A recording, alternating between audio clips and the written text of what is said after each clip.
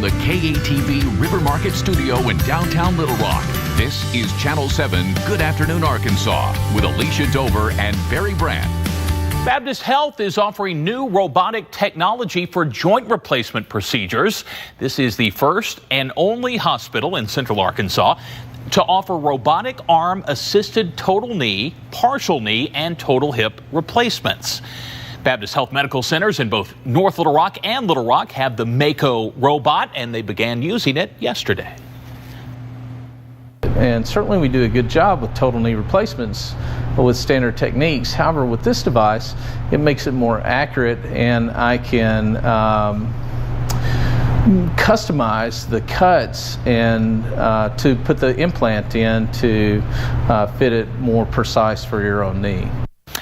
Total knee replacements in the U.S. are expected to rise by 673% over the next decade.